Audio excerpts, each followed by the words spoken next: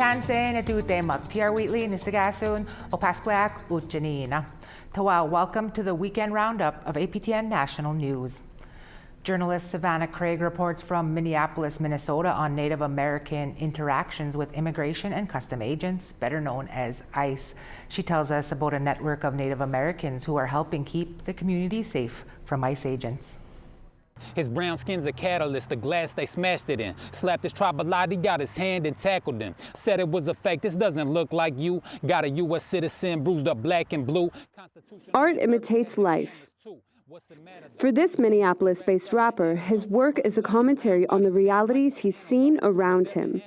They took this native brother to the Whipple building, including fear fueled by immigration and customs enforcement agents, better known as ICE. Likely wishing they could kill him, disappeared civilian. He knew his rights indigenous and still they did him vicious. And yeah, I just wrote this one. I don't usually read my raps like that, but I ain't ready. I ain't got it memorized, so. Tall Paul, an Anishinaabe Oneida hip-hop artist. Paul patrols for ICE agents. We're policing federal agents, and that shouldn't be necessary. APTN News joined a ride-along with Paul. As a father, Paul is concerned for ICE's impacts on youth.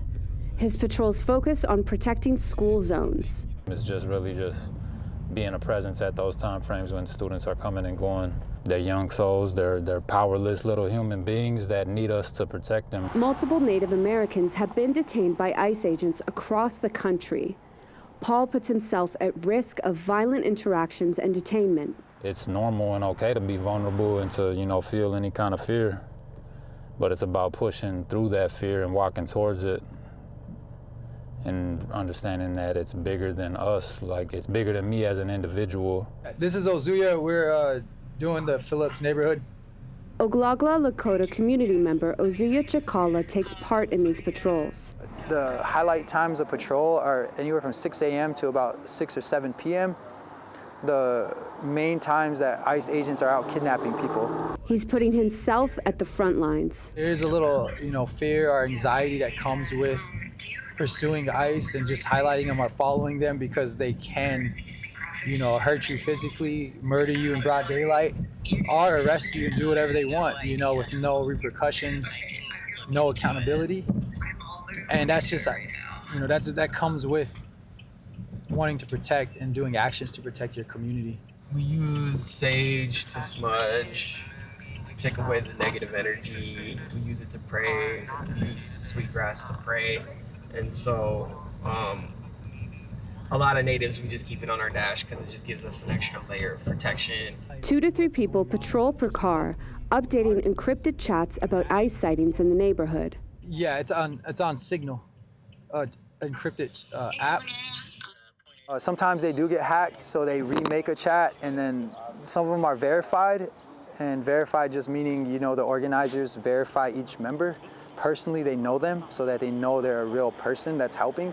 There's all walks of life amongst us. Some are taking the tactics used in Minneapolis to push ICE out of other states. It's incredible. I've never seen a community like this in a major city. Including Arizona-based Diné Navajo actor and activist Che Jim. I've been a part of Standing Rock. I've been to Oak Flats. I've been to some of these other frontline camps. And one of the things that makes this one particularly interesting is the fact that it is being done in an urban environment. And it's really the true mobilization of an entire city. Hey everybody, Che here. I am at the Whipple Detention Center here in Minneapolis, Minnesota. Jim uses his large online following to share resources on how to mobilize against ICE. This right here is the location where Renee Good lost her life. Bringing that knowledge back home in Arizona, where Native Americans continue to be targeted and detained by ICE. Is to go to these different places to learn and connect with everybody so that we can stand together, not only as Indigenous people, but as people of color and as a nation towards, the tyranny and the rise of fascism in the United States, and that is now being frontlined by ICE. An influx of agents came to Minneapolis in December under a directive called Operation Metro Surge. According to White House border czar Tom Homan, the operation is coming to an end. I don't want anybody to be under the impression that the end of this operation means that ICE is leaving, because they're not. They've always been here. Despite a reduction in agents in the Twin Cities, Up to 1,000 ICE patrols looking out for agents continued circulating in Minneapolis this past Monday. People like Paul say they won't stop until the community is safe from the presence of ICE agents. Savanna Craig, APTN National News, Minneapolis, Minnesota. And in Savanna Craig's next report, a Native American-run encampment sits across from an Immigration and Customs Enforcement, or ICE, detention center. There's history there for detaining Native Americans, as more than 1,600 Dakota were imprisoned there after the U.S.-Dakota War of 1862. Now, a Dakota woman is using the camp to help heal after being imprisoned by ICE in January. What? When we would go to the bathroom, we would be led around in our shackles on our feet and on our arms. Sophie Watso spent 48 hours inside the Whipple Detention Center. It's a concentration camp in there. That's how this Metawakanton Dakota woman explains her detention by Immigration and Customs agents, better known as ICE. Now she's back with her loved ones. She was detained in Minneapolis on January 14th. That's when the violence began. Put me on top of the glass that they just broke, and they ripped my dog from my arms and put me in a vehicle by my neck, trying to get me to sit down. She was detained over a kilometer away from Fort Snelling. This is the same site where 1,600 Dakota people were imprisoned following the U.S.-Dakota War of 1862. On my way being transferred to Fort Snelling, I sang a prayer song, one of the only prayer songs that I know fully by heart. And the prayer is asking for help, expressing my will to live. And I knew that my ancestors were where I was going at Fort Snelling. And so I wanted to pray to them, and I wanted to greet them in a good way. And I really, really needed them to hear me. And I know that they did. Now Watso is finding community and healing in a space that's not so far away from the detention center. Well, we are in the process of getting this bison hide ready for stretching and tanning. Community members have been donating supplies to the camp. This is my first time handling bison in these last few days. And it feels really good. It feels like I'm reconnecting, to something that was already in me. Here on the encampment grounds, people are gathered by the fire, but not far behind them is Whipple Detention Center. Encampment participant Zachary White is from Leech Lake Reservation. He's hoping the encampment will spark dialogue with the state and the federal government. ICE was the last straw. They come in here. I watched them terrorize my neighbors. I watched all these people come together and stand up against them. Erica Crazy Hawk is from the Crow Creek Sioux tribe. She's part of establishing the camp. She says the trauma of the state taking her people is in her blood memory. When these things started coming, it kind of shook up a lot of, the people here that, especially the Dakota exiled, being forced out of our lands, being taken, from our teepees and our bark lodges like that. We got soup most of the time. For Watso, the encampment is an important stand against ICE and the detainment of community members. We're in prayer.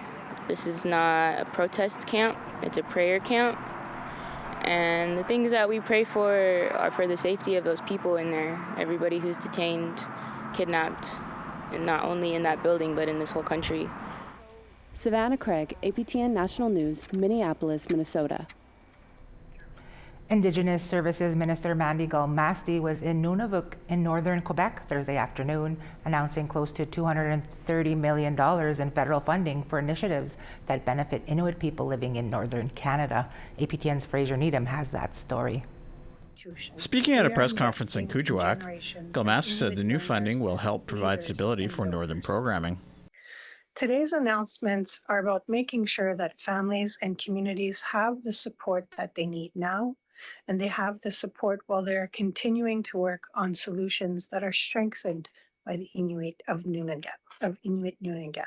The government is providing $115 million to renew funding for the Inuit Child First Initiative until March 2027, $50 million for the new Inuit Nunangat University, $30 million for the Nutrition North Canada subsidy, and $27 million over 5 years to eliminate tuberculosis in Inuit Nunangat.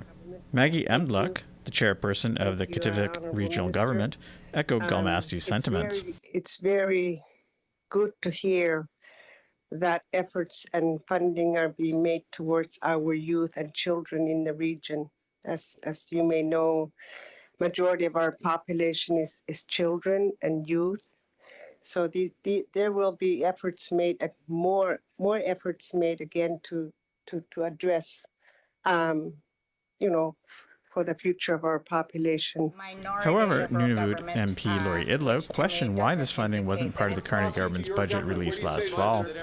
She also said the funding for the Inuit Child First Initiative won't be enough to address the current backlog of applications. I have current constituents that have reached out to me who, after the program was extended, are still waiting for responses from Indigenous Services Canada on their current ICFI applications. They've been waiting 8 months, 9 months for their applications. And what about these applicants? Fraser Needham, APTN National News, Ottawa. And we take you to a town hall in Yellowknife where residents talk safety concerns right after the break. Cheskwa.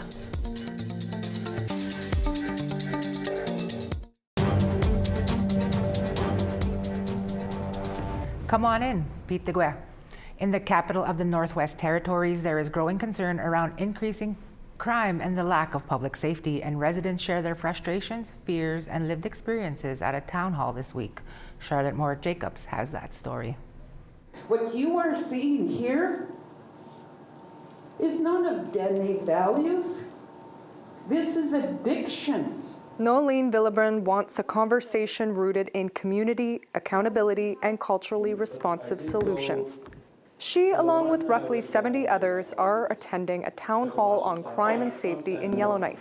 Full-fledged addiction because of our system not being strong, the rules not being strong enough. I have family members who are addicted, who steal from us. So we're not immune to this addiction and the behaviors of theft to feed that addiction. Town hall organizers, Yellowknife MLAs Robert Hawkins and Kieran Tetstart say it isn't a matter of whether the RCMP are doing their job. Rather, it is a question of what job the public would like them to be doing. They're essentially almost a full RCMP member. They can get out sooner, they are cost effective, they know the community, they know the people, and they have a different way of dealing with folks than someone who's just moved up here to the Northwest Territories for a 2 or 3 year stint. For some, they question the effectiveness and potential consequences of added law enforcement and want to focus tonight's conversation on how trauma is showing up in public spaces. Sylvia Lefebvre shares openly about past addiction and homelessness, but maintains the scene on the street as unrecognizable. But we were ashamed of being addicted. We drank in the alleys, and these people have free reign now. Why are people smoking crack in the parkade? Why are people watching this stuff in the open? Why are they allowed to do this? Because nothing is done to them. Lefebvre turns the attention to private security presence in Yellowknife and says she fears for the safety of Indigenous people who have been targets of numerous documented incidents of racism and violence in recent months. What is going on with these security companies? 80–90% of them are not from this country. They are getting their permanent residence papers. They don't treat people like that in their country. How about giving them a course about how our people live? Lou Rankin, who works in the very building where the town hall is being held, offers practical measures for harm reduction to help the most vulnerable. One of the things that I find that these marginalized folks are looking for is warmth, right? Could we possibly look at as a resource or some mobile warming stations? They're looking for washrooms. Range Lake MLA Kieran Tetstart told residents their voices would be carried into the Legislative Assembly. Taken your stories and we've turned it into action, whether it's bringing those stories to the Legislative Assembly, bringing them to standing committees, moving motions, or even changing budgets to bring those resources in. That's what's possible tonight. The town hall comes at a time when legislation is being discussed at the Legislative Assembly, aimed to give communities and police more tools to combat crime and drug activity. This includes the Trespass Act, Civil Forfeitures Act, and Safer Communities and Neighborhoods Act. All pieces of legislation the GNWT says will assist in disrupting criminal activity by shutting down properties involved in drug trade and hit criminal operations financially. Charlotte Mort-Jacobs, APTN National News, Yellowknife. Concerns from the Indigenous community in Winnipeg help prevent a proposed bylaw involving public protests from moving forward. Sav Jonza explains. Thousands of Winnipeggers used their democratic voices to stop a bylaw that would have restricted certain forms of protest in the city. Many shared their opposition through letters to City Hall, while on Tuesday more than 100 spoke as delegates in front of the Executive Policy Committee. City Councillor Evan Duncan put the bylaw forward last year, but says it is shelved for now due to public feedback. As we heard from several groups today, too broad, okay? That's a great point that the community is making here.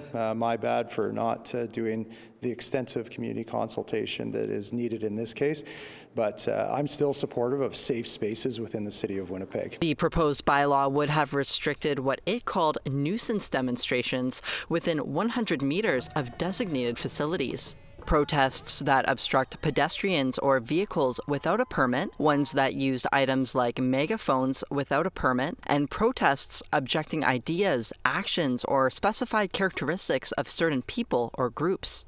Those in opposition feared the bylaw was too vague, could be used inappropriately, and would infringe on charter rights. The public doesn't seem to care or aware of the violence towards us Indigenous women until we make it loud. With our drumming, our megaphone, making it inconvenient for people to get home. Delegate Viv Ketchum was worried how any future bylaws like this could impact Indigenous-led protests. She wore a ribbon skirt, medicine pouch, and a red handprint on her face representing silence and violence against Indigenous women. She says these are all symbols of resistance. I don't want my Indigenous voice silenced. I spent my early years with my voice silenced by the church and the federal government. I have found my voice. I'll still be out there protesting, alone or with my brothers and sisters. Delegate Kaki K. Thundersky says bylaws like this would further criminalize movements that Indigenous people have relied on for securing their rights. It's been a way that our people have survived these policies that continue to attack us, is resistance. And they shouldn't have a say in that. They shouldn't have a say in us standing up for injustices on our own lands, on our own territories.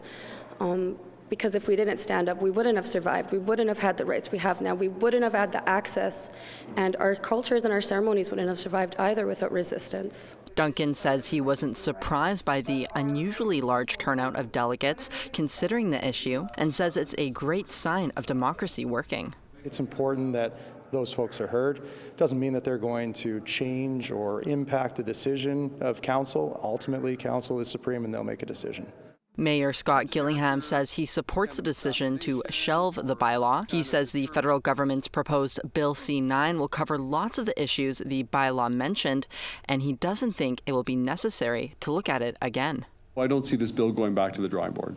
APTN News asked specifically about threats to Indigenous protesting rights in Winnipeg. Do you think Indigenous people should have any restrictions regarding protesting or demonstrations? Well, I think that all people in Canada should be subject to the same set of rules and laws that would govern and do govern our society. Winnipeg has had several landmark protests in its history, including the Red River Resistance, the 1919 General Strike, and the Search the Landfill movement. Sav Jonza, APTN National News, Winnipeg. APTN Investigates returns this week with an all-new episode. Video journalist Rob Smith returns to his family's traditional homeland in Kincombe Inlet on BC's Central Coast. For decades, the Jawa-Day-Nook First Nation has been at odds with a conservation group to get land back it believes was illegally appropriated. They say it's a dispute that may lead to direct action if a solution is not found. Here's a preview.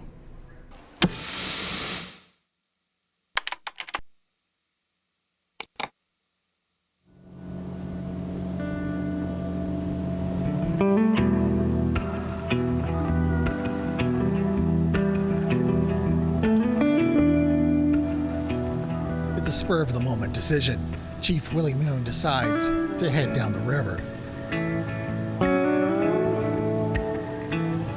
He's a hereditary chief and elected chief councillor for the Djawdanuk First Nation.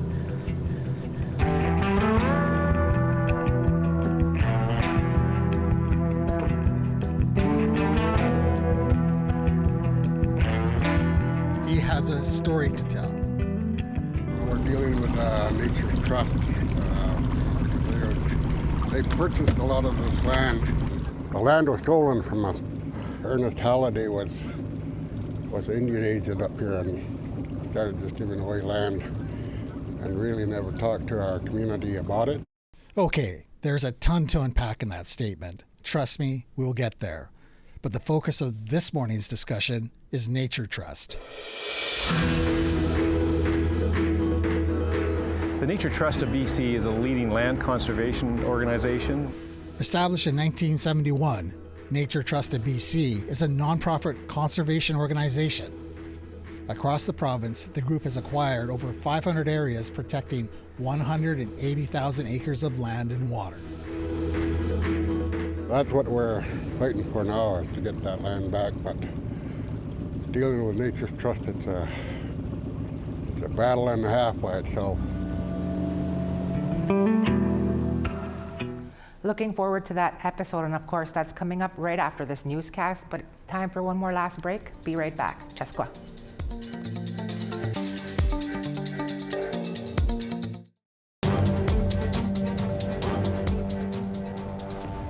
Tawau, welcome back. The sport of biathlon consists of athletes combining cross-country skiing or in the Yukon snowshoeing with small bore rifle shooting. This week, Biathlon Yukon celebrated the completion of a new facility in Whitehorse just weeks ahead of the Arctic Winter Games. The federal and territorial governments invested over $4 million into the new facility and other on-site upgrades. That includes improving road accessibility to the building, constructing a ski overpass, and installing water and heating systems. The new facility replaces a trailer and two 40-year-old cabins. Officials say the building will support growing interest in the sport. It allows us to train better, host better, and dream bigger as we celebrate now the Olympics. And as we look ahead to the Arctic Winter Games and beyond, we do so with pride, knowing that Yukon athletes now have a home that reflects their dedication and potential. And that's your weekend edition of APTN National News. I'm TR Wheatley. It's been a pleasure to be here with you. Please enjoy the rest of your weekend and be safe. From all of us here at APTN to all of you, Egase, Gitam, Ginanaskomitanawa.